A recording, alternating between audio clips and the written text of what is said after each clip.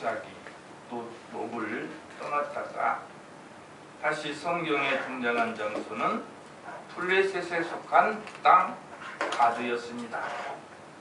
이 다윗이 아기스 왕에게로 도망간 것이지요. 10절을 한번 보실까요?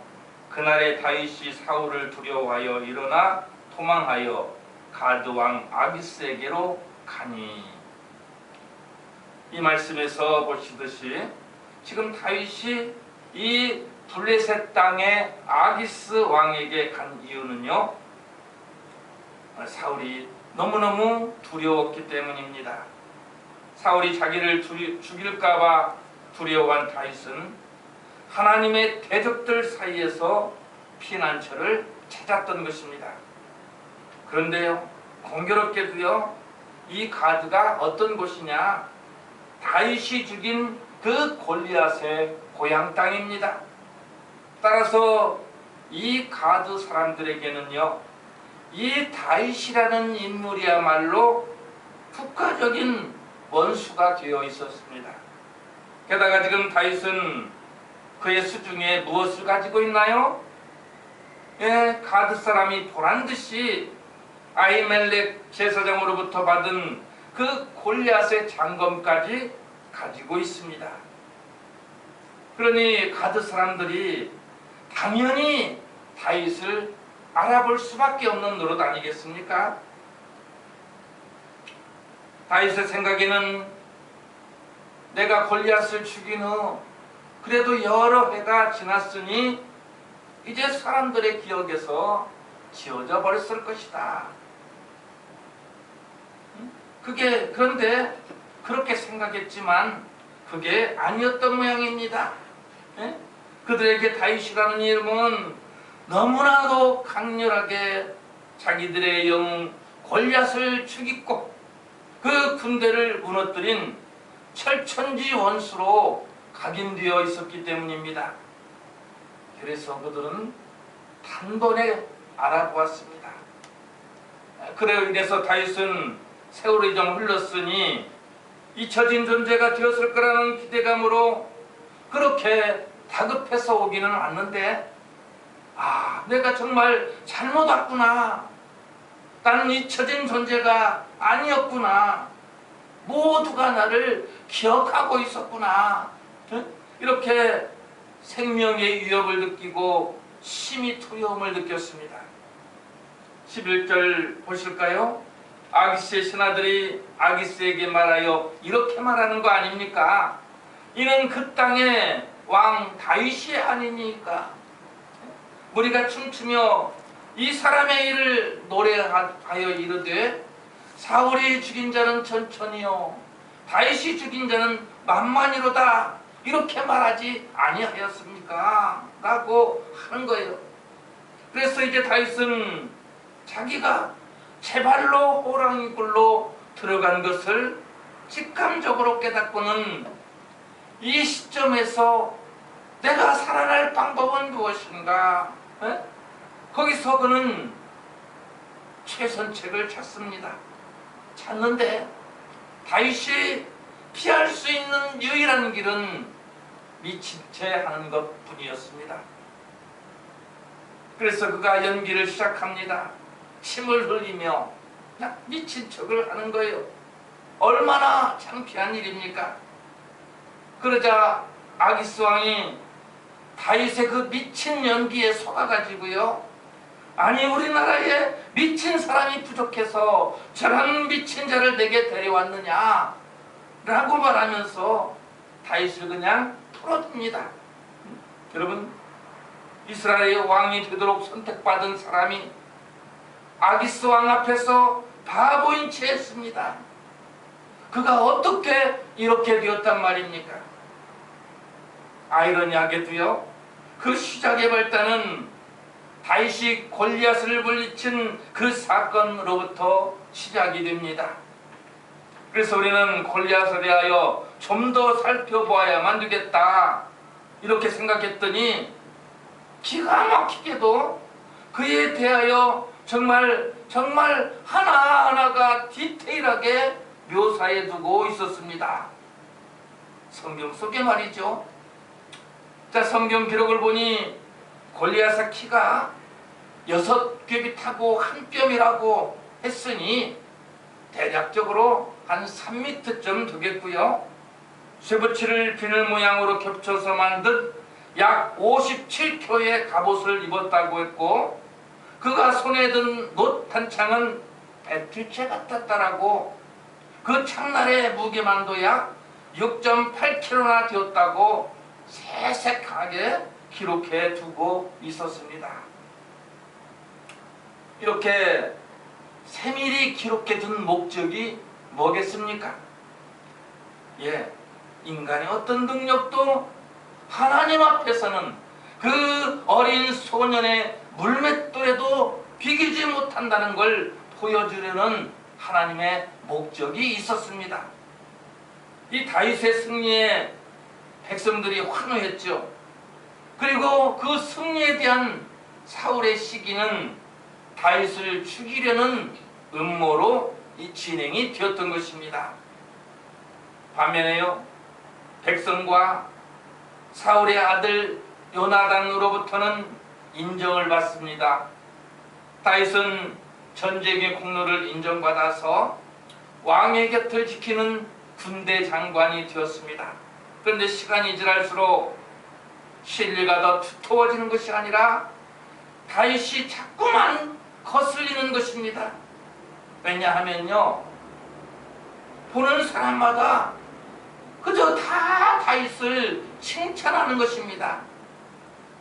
백성들 사이의 존재감은 날이면 날이 갈수록 커간다는 것을 그가 인식하게 되었습니다.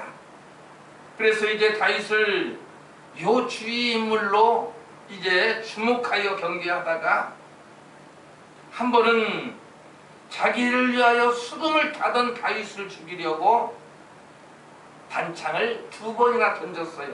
그런데 그걸 또 이 다윗이 기가 막히게 요리조리 잘 피하는 것입니다. 응? 왜? 네가 피했다 그거지? 두고 보자. 응? 사울은 그를 천부장으로 강등시키더니 죽이고야 말겠다는 그의 집착이 자기 딸과의 혼인을 미끼로 전쟁터로 그를 내몰았습니다. 하나님의 선하심은 사울의 모든 음모를 실패로 바꾸셨고 다윗은 드디어 그의 사위가 되었습니다. 계속되는 사울의 음모를 보실까요? 자, 계속해서 끊임없이 사울은 다윗을 죽이려는 시도를 합니다. 만약에 요나단의 필레오 사랑과 선한 중재가 없었다면 다윗은 아마 살아남지 못했을 것입니다. 그런 필레오 사랑이 다윗을 살렸고 그의 망명 세월은 시작이 되었던 것입니다.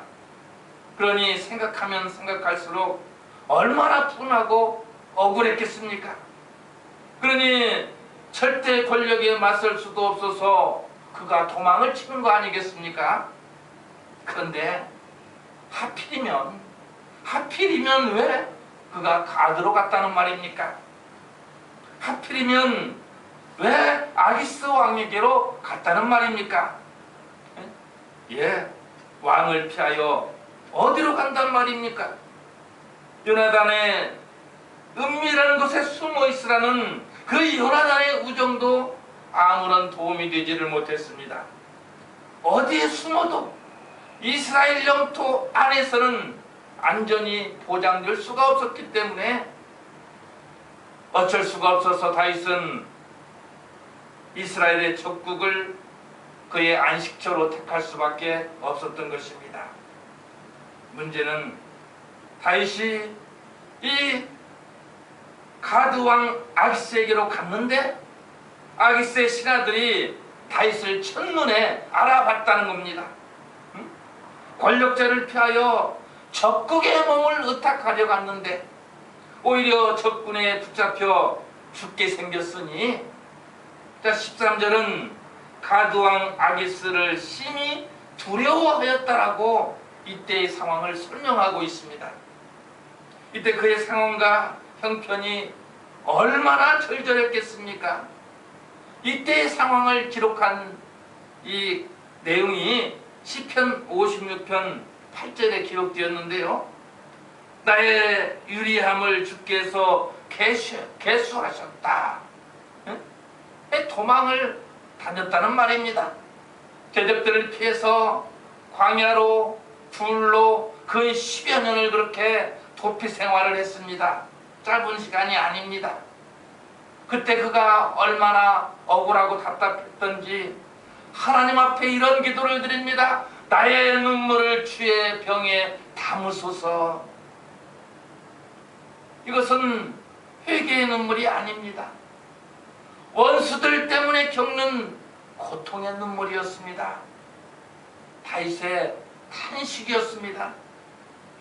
이렇게 하는 거예요. 나의 슬픔을 보시고 불쌍히 여겨 주옵소서 라는 간구의 기도였습니다. 하나님께 자신을 완전히 내맡기는 그런 기도였습니다. 내가 하나님을 의지하였은즉 두려워하지 아니하리니 사람이 내게 어찌하리이까. 그러니까 4절의 기도를 8절에서도 반복합니다. 인간적인 견지에서 보면 두려워 죽을 것만 같은 그런 상황이지만, 그래, 나에게는 함께 하시는 하나님이 계시지. 그러므로 이 극한 고통도 나는 얼마든지 믿음으로 이겨낼 수 있어. 다윗은 이런 극한 상황 속에서도 하나님만 의지하였습니다. 여러분, 사람으로 인하여 두려움이 엄습할 때가 있습니다. 눈앞이 캄캄해질 때가 있습니다. 그때 어떻게 해야 되겠나요? 다윗처럼 하나님을 찾으십시오. 다윗이 사울을 피하여 아기스에게 간 것은 커다란 실수였습니다. 이방을 의지하여 생명을 부지하려고 한 그 발상 그 자체가 비신앙적인 것이기 때문입니다. 이 성도라면, 아니요, 우리가 아는 다윗이라면 세상을 의지하지 말고 하나님만 의지해야 했습니다. 분명 다윗의 실수 맞습니다. 자, 그러면 무엇이 다윗을 실족케 했다는 말입니까? 생사의 철박함이 다윗을 실족케 하였을 것입니다. 다윗의 계산기는 사울의 통치가 미치지 않는 것을 가리켰을 것이고, 그 최적의 장소는 가드의 아기스 왕이 선택이 되었을 것입니다. 다윗은 안전지대를 아기스 왕에게서 찾았는데 오히려 더 큰 위기를 맞이하게 된 것입니다. 하나님께서는 그를 이방 왕에게 주기를 싫어하셨기 때문입니다. 그래서 다윗이 이 실패를 통해서 깨달은 것이 있어요.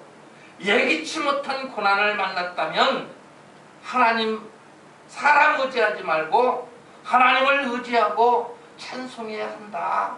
이것을 깨달았단 말입니다. 여러분, 우리가 진정 두려운 것은 무엇일까요? 육신만 멸할 수 있는 사람이 아닙니다. 영혼과 육신을 멸하실 수 있는 하나님의 진노입니다. 이제 우리는 우리의 선택은 기도뿐입니다. 기도하십시오. 그러면 두려움은 벗겨질 것입니다. 이 다윗은 가드왕 아기스가 두려워졌습니다. 다윗을 알아본 자들이 그 정체를 고발했고, 사람들에게 그가 붙잡혀서 아기스에게 호송되어 가는 중이었기 때문입니다. 오라에 꽁꽁 묶여 끌려갈 때 오만 가지 생각이 다 들었습니다. 내가 사울왕을 피하여 적진에 들어왔더니 오자마자 여기서 나의 정체가 탄로나서 붙잡혀버렸구나. 이제 내가 여기서 꼼짝없이 죽고 마는구나.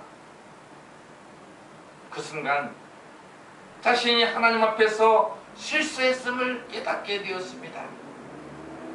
여러분, 시대와 환경과 사람은 다르지만 하나님의 말씀은 변치 않습니다. 변하지 않습니다. 일관된 하나님의 말씀은 사람을 두려워하지 말라, 세상을 두려워하지 말라라고 말씀하고 있습니다. 하나님보다 사람을 두려워할 때 어떻게 될까를 생각해 보십시오. 잠언 29장 25절은 사람이 두려워 사람을 의지했더니 사람에 의하여 올무에 걸리게 되더라는 것입니다. 다윗이 사울이 무서워 아기스에게 의지하러 갔더니 사람 무서워 사람에게 갔더니 그들에게 붙잡혀 사형에 처할 위기에 직면하고 말았던 것입니다. 우리가 세상 살면서 세상에서 당하는 그 환난이 두렵다고요? 하나님이 어떤 분인가를 한번 생각해 보시기를 바랍니다. 누가 우주를 창조했나요? 누가 이 땅을 만드셨나요? 누가 그 안에 만물을 지으셨고 누가 그 안에 사람을 지으셨던가요? 너무나 절박해서 사람을 의지할 수밖에 없었다고요? 기억하십시오. 주님은 오늘 저와 여러분을 향하여 담대하라, 내가 세상을 이겼노라 라고 말씀하고 계십니다.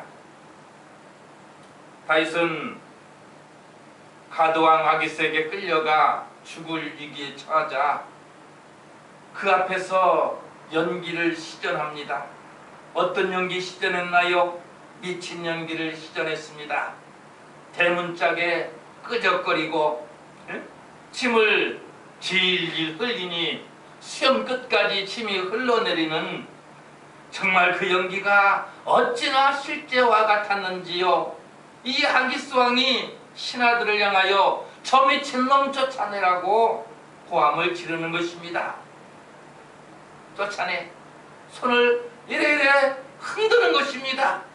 다윗의 연기는 가드왕 아기스를 깜짝같이 속였습니다. 위기를 발해서 간신히 그가 죽음의 위기를 넘겼습니다.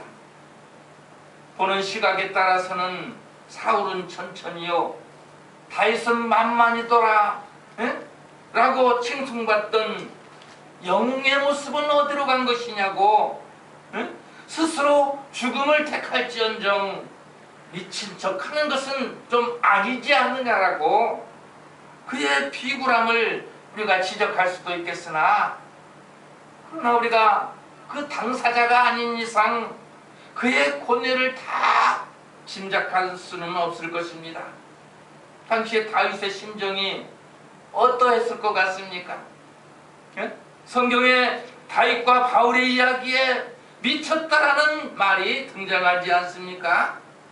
이 미친 사람의 이야기가 역사에 등장하여 스쳐 지나갔지만 미친 사람이 의미하는 바는 다르다는 사실을 주목하시기를 바랍니다. 일반적으로 이 미쳤다는 말은 정신에 이상이 생겨서 정상적인 상태가 아님을 나타내는 말이지만, 저 다윗은 이와 같은 연기를 했다는 말이지만 바울을 향하여 내가 미쳤도다라고 한 말은 그 의미가 다릅니다. 바울은 하나님의 인간을 향한 사랑을 깨닫고 진짜로 미치지가 않을 수 없었던 것입니다. 바울이 어느 정도 미쳤는가 하면 빌보서 3장 7절에 보시면은 지금까지 내가 사랑했던 모든 것, 지금까지 내가 이것을 위해서 살아왔는데, 물질을 위해서, 출세를 위해서 했던 모든 것들을 다 배설물로 여긴다라고 이렇게 그가 선언을 합니다. 정말로 미쳤다고 할 만했습니다. 바울은 완전히 미쳤던 거예요. 뭐에 미쳤어요? 복음에 미쳤던 것입니다. 바울은 미쳤기 때문에 결혼도 포기했습니다. 미쳤기 때문에 생명 내놓고 세상을 돌아다니며 영혼 구형에 목숨을 바쳤던 것입니다. 머리에 꽃 달고 다녔나요? 아닙니다. 복음의 꽃을 들고 그가 세상을 누볐습니다. 미쳤기 때문에 그는 순교로 세상을 마감하게 됩니다. 바울은 지금까지 귀하게 여겼던 모든 것을 배설물로 흘려보냈습니다.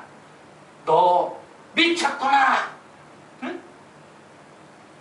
그게 세상의 지적이었고, 그래 나 미쳤다. 너도 미치기를 바란다. 이것이 미친 사람 바울의 신앙이었습니다.